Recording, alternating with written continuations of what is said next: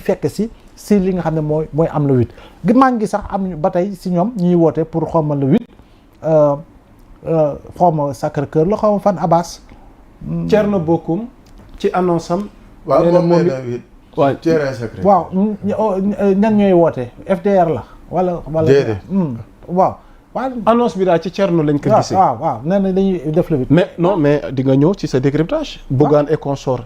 ñoom ñaxtu national lañ woote ñaxtu national boobu déjà. donc le 8 léegi parce que grand lay foog nga defal ma analyse mu nga mel ni Sonko njëkk a woote le 8. waaw opposition bi tamit ñoom nee nañ le 8 dañuy woote seen ñaxtu national. waaw léegi nag en terme de poids politique en terme voilà le 8 tey lan lañ ci war a mën a. non mënuloo def sax comparaison par rapport au poids politique parce que quand même ku dem ci coalition. am ñetti député. bokkul ku dem ak boppam. am 130 députés. loolu de moom neexut. wala avance. pomme du neexut. waaw non dama lay wax rek dama ne ku demee quoi xaaral. Angleterre ak pomme de terre. Angleterre. ak pomme de terre. terre bi rek moo leen boole waaye du benn. voilà bu ñu weetee ku ne xam na récréation bi. cours bi dafa rëy. Abbas maa ngi ñëw ci yow. waaye kenn yemu ci classe. voilà maa ngi ñëw ci yow ku dem ak coalition. waaw ngeen nekk ay leader.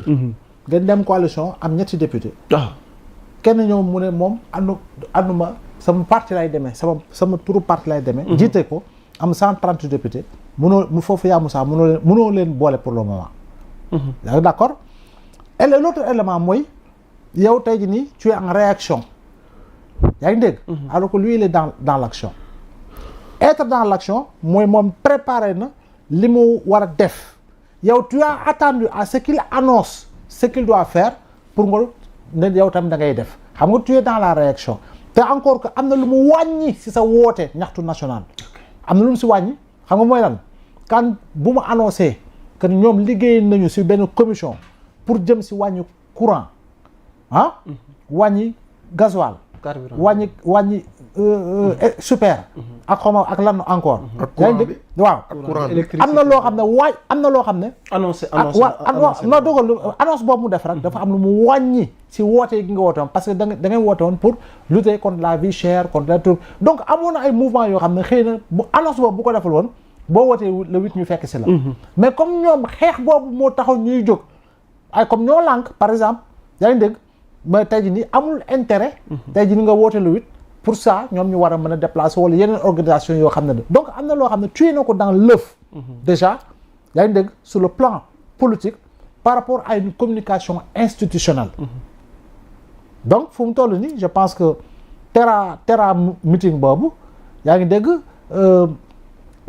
ñi ngi dem pour mu nekk Monda meeting on verra bien non dama ne terra meeting boobu xam nga terre léegi nag la terre c'est le monde léegi on verra si sera terra meeting ou Monda meeting wax man foofu la macha allah alors waxtaan wi day dox duwee mbokki Kulim Juma vous êtes nombreux à nous suivre partout dans le monde yéen a ngi ci seen émission Bonsoir Sénégal comme chaque dimanche waxtu wi bu jotee rek ngeen bàyyi lépp lu ngeen di ñu teewlu ñu ngi leen ci jaajëfal waaye tamit di leen ci nuyu di leen ci jox seen wàccuwaay xam naa vers la fin dinaa dikk ci benn ci yéen ñi nga xamante ni yéen nekk ci commentaire yi di yaatal yëf yi di nu baaxel alors ma ñëw ci sama doyen Abbas Sow.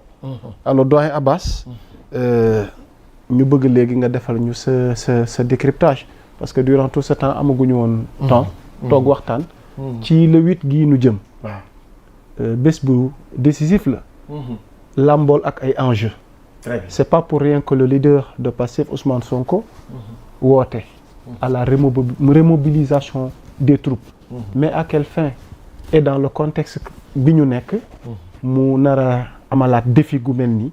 fii ci parking stade Léopold Sédar Senghor. Abbas ma bàyyi la kàddu gi nga nattal ma enjeux yi défi ak perspectives yi.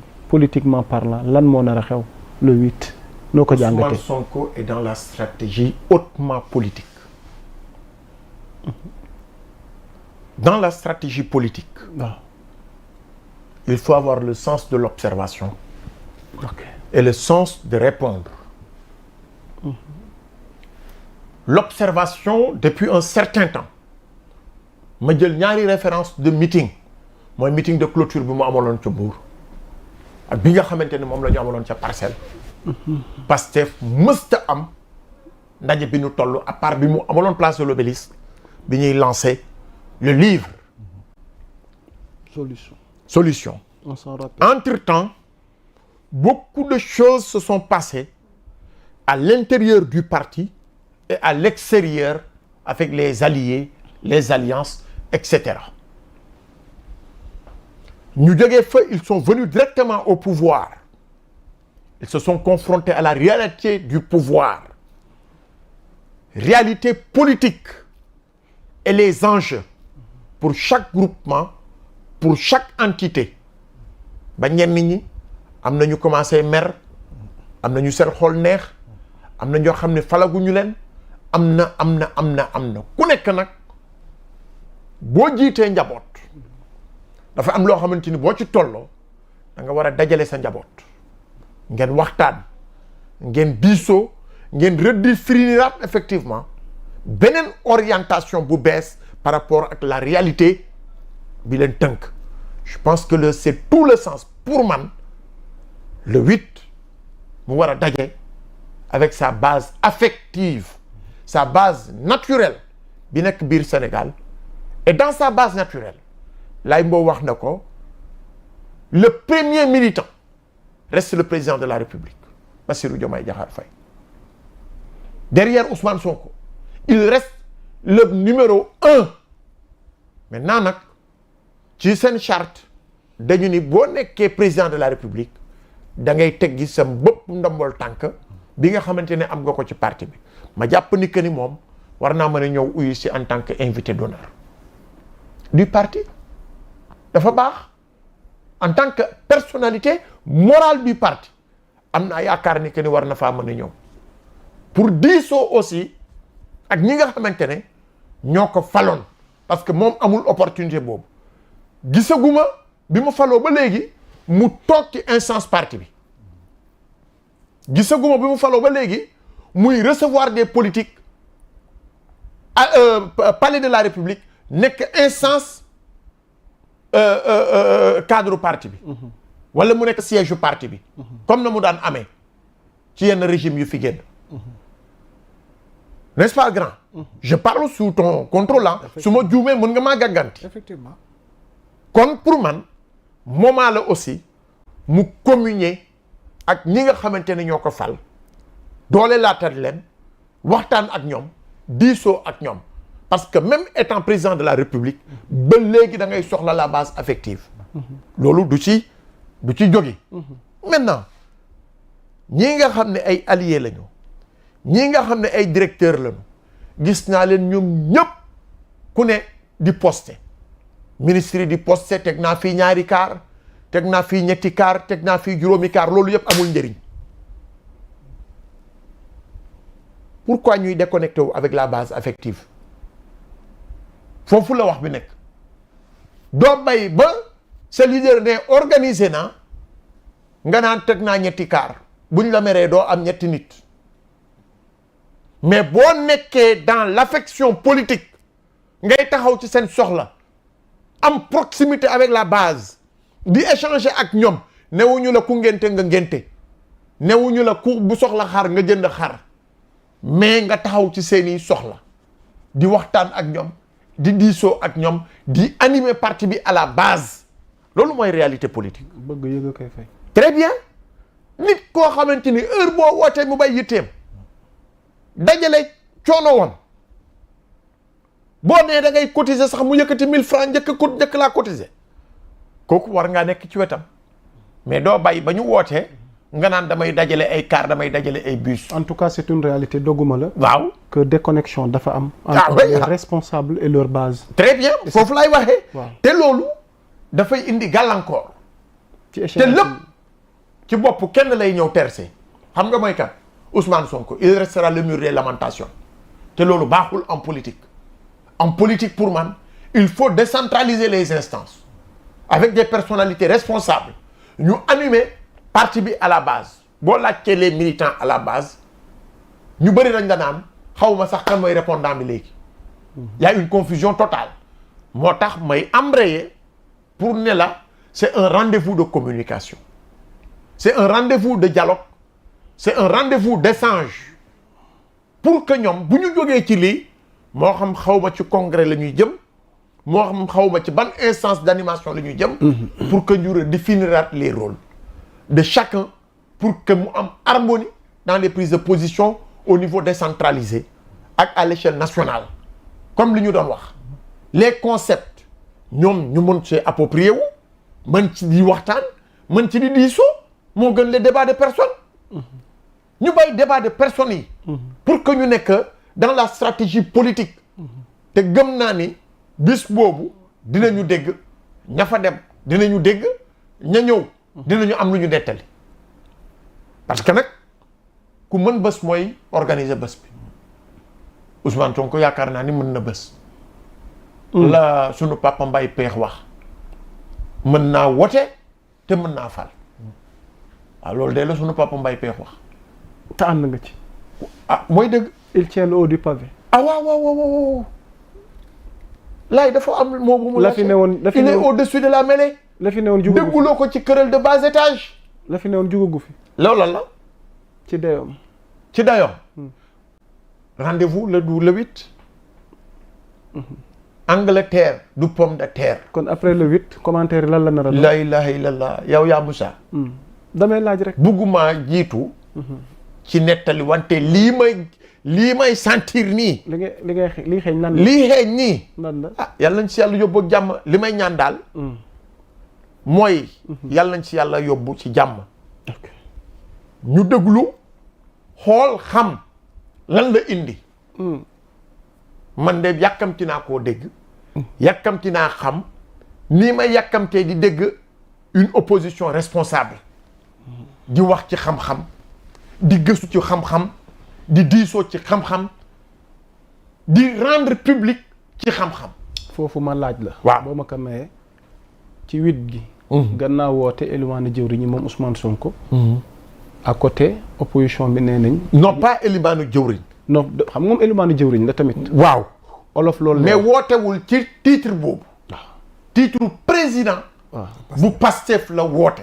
xam nga boo nee élimaanu jëwriñ rek da ngay dugg ci beneen cadre. da nga maa dànkaafu rek. kon baax na bismillah kon ñëwal. non xam nga doo wax mais wax. waaw waxal kon maa ngi jégalu. am na fu ma doon jëm. maa ngi jégalu. ah coo ñëwal kon. li tax ma leen nam. waaw bismillah. mbokk yi mais la ma galax ndiku ndox tuuti. mais dama bëgg wax ni. waaw. le 8 gi nu jëm. waaw. ginnaaw wooteem. liste bi gudd na ci opposition bi ñoom ñëpp nee nañ ñaxtu national alors Abbas. ñaxtu national bi fekk si woote Ousmane Sonko le 8. alors yow noo gisee politiquement parlant. ñi woote ñaxtu national ndax réussite nar na cee am. ndax ñoom i tamit buñ naree natt seen woote ak woote Ousmane Sonko mais en fin de compte xanaa bu le 8 jàllee nag dinañ mën a amaat beneen njàngat gu nu war a mën a am entre. Ousmane Sonko ak opposition bi sa njàngat. su ma doon ñoom. waaw bismillah. billaahi bu Ousmane wootee du ma woote ci bis boobu. seen gàcce dina gën a feeñ de ci sama xalaat bu gàtt mën na maa juum mënoon nañu tànn beneen bés. waaw parce que. bu ma reetaan loolu. kenn uyu siw la. non woote na mobilisation. waaw déggoo li ma la wax. yaa Moussa non lii ñu gis 31 nag li nar a ñëw lu wit nag mën na am kii. Abbas bul ñaaw njort ñoom it ci seen ndaje. Ismaïla wan ñu image le 31 gi jàll opposition bi. l'un dans l'autre. waaw c'est un rapport de force alors. pour ma yem kon peut-être ci analyse. on verra là où va basculer le rapport de force. Ousmane woote na mu woote ci place bu toll noonu biir Dakar ak la ko wër mën na maa juum gisaguma place bu toll noonu pour dalal ay nit boo gisee feneen wax ma gis nga feneen. parking Léopold Sédar Senghor bii. chez sawaay ku ko xam. ba mécaniciens yi jógee fa. ñooñu yore bus yi nekk ci fond ba jógee fa. ñu aménagé foofu yëpp. gisuma dayoom. léegi yow nag boo wootee ci bayal. bu yem a mbaay. buntu fii waaw ci Thierno Bocoum moom nee na. loolu du problème terrain Sacré-Cœur. waaw terrain Sacré-Cœur garaawul. terrain Sacré-Cœur xale yi garderie d'enfants sax mun nañ ko fay sax. jardin d'enfants. Abbas mbaa teeloo wax tamit. non dëggal li ma la wax rek yow tamit le rapport de force comme da nga wax. ma am lu ma la indil comme réponse bu ma doon ñoom. du ma bàyyi ba bis bu Ousmane wootee may wootee nga ni ma déetawaay ma ne la kon comme rapport de force la on va voir là où bu dee wóolu nañ seen bopp nag opposition bi waaw bismillah jàpp nga ni war nañ mën a tenir tête loolu comme li nga wax la mooy dundal démocratie ku am sañ-sañ bii rek bàyyil sa morom am sañ-sañ kon jàpp nañu ni que ni les libertés sont respectées au Sénégal te loolu aussi baromètre la bu doon ñeneen la wala ci beneen jamono marché wala regroupement interdit ngay gis enlay Abdoulaye regroupement interdit de regroupement boobu duñ ko autorisé ñaxtu national bi le 8 waaw léegi ñoom lan la ñuy ñaxtu Abbas nag gënuma la ko xam nag doon waaw damay laajte ci dëkk bi nga nekk waaw lan la ñuy ñaxtu waaw parce que ñoom jàpp ñu ne Ousmane Sonko le 8 war na mën a woote au moment où moom mooy suñu premier ministre waaw te réew mi nekk ci coowal dette cachée jafe-jafe économie cherté de la vie électricité bi nga xamante ne woyofal la ñu waxoon léegi doon na diisal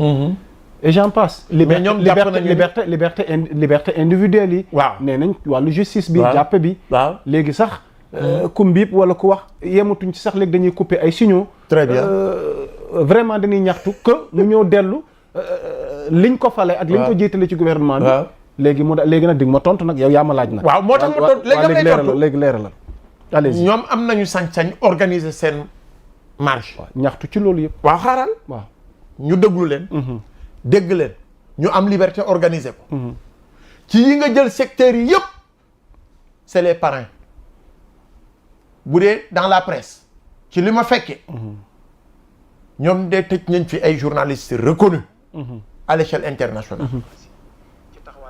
ci fii la ñu fekk ñu ni deetawaay fekk nañu journaliste pare émission ñu ne ko kirtim yóbbu kon ñoom ce sont les parrains de tous ces mots yu ñu cités individuellement ok pris individuellement ils symbolisent la rancune et collectivement la ma la waxoon mooy dellu si waat te moom laa lay waxaat nañu respecter seen droit bu fekkee dañ bëgg a organiser wu te bay kii am sañ-sañam woote en tant que président parti politique moom itamit mu am liberté ku nekk am nga sa sañ-sañ léegi nag ñaara mën a am de consolider le leadership le charisme politique de Ousmane Sonko consolider loolu kenn dootu ko werante laay def la cité léegi grand Abdoulaye Mbow ñaari ponk bu njëkk ba mooy élection présidentielle kana amoon sañ-sañ ne diw na dem ma ngemb ko mu gagné ñu ni déete waaye ñu ñëw élection législative mu am sañ-sañ ne dew ma ànduma ak coalition damay ber sama daara ña mën a ànd ak man nga ñëw remporter yow léegi lii nag lan la lu muy consolider la fa amoon démb barki démb tey damay wone ni la ma laxasaayoon tey la gën a yàññ tey la gën a baax léegi nag comme rapport de force politique la bismillah doyen amaloo ci dolli non je pense que c'est clair li mu la wax noonu si ñaxtu bi loolu moo si nekk attendons de voir wait and see ouais mais le plus important Bougane nee na ñaxtu national de mais dama waaye moom fan la réer sax moom fan la réer dama ne la daal fa mu toll Ismaël indil ma li ñu gis oma kii Thierno Bocoum feelu ko ne ko le 8 non li ma lay tontu daal mooy terrain Sacré-Cœur 3 lu ñu gis si luy waajal mobilisation waaw ñoom le 8 bi moo gën a fës léegi nag terrain Sacré-Cœur ñan ak ñan ñoo ko organisé je ne sais pas non Ismaël mais ma image bi annonce bi rek laa gis déggoo mën a la Thierno bi rek laa gis mais gisuma une organisation ou des organisations autour parce que ñoom du ñëpp a bokk FDR am na ñoo xam ne Abbas doyen Abdoulaye dafa wax lu am da nga ne des oppositions dans l'opposition loo bëgg wax foofu ànduñu ay segg yu ànd ak ay kii la ay segg yu ànd ak ay bukki des oppositions dans l'opposition mooy laay lim la wax mooy lan ñun sawaay dafa am lu ñu fekkee loo bëgg wax foofu Abbas bëggantewuñu ànduñu intérêt leen dajale mooy na fi Ousmane Sonko jóge Sonko dégage moom intérêt boobu dong dama la ni yaa Moussa balaa nga ko doon xam rek Sonko ne je démissionne dootuloo leen dëggati marche dootul am marche dootul am ñoom loolu rek kay seen problème Sonko dong képp mooy seen problème dëgguloo leen ñu critiquer le ministre na muy liggéeyee baax na mu baaxul dëgguloo leen ñu critiquer le président assemblée na muy doxalee baax na mu baaxul ku ko ci am na ko génnee dëgguloo leen ñu critiquer Bassirou Diomaye Diakhar Faye président de la République choix ya muy def fi mu yóbbu économie fu mu yóbbu politique fu mu yóbbu lii fu mu yóbbu laa fu mu yóbbu lii fu mu yóbbu laa kenn mooy métti seen bopp kenn moo leen tere nelaw kenn moo leen tere aji mag jaamu yàlla sax kenn moo leen ko teree def déet xanaa aguñu foofu barki sëriñ ba noppi kenn mooy Ousmane Sonko moom man su ma doon Ousmane Sonko billahi dinaa sàngatu matin midi soir parce que ñi seen lamiñ sa baaxul à la limite tegal foofu sa baaraam ma nuyu ñi nga Sonko rek xamante leen ni sonal ma nuyu ñi nga xamante ni waxtu wi ñu ngi ñuy bàyyi xel soxna Yacine Thiam sama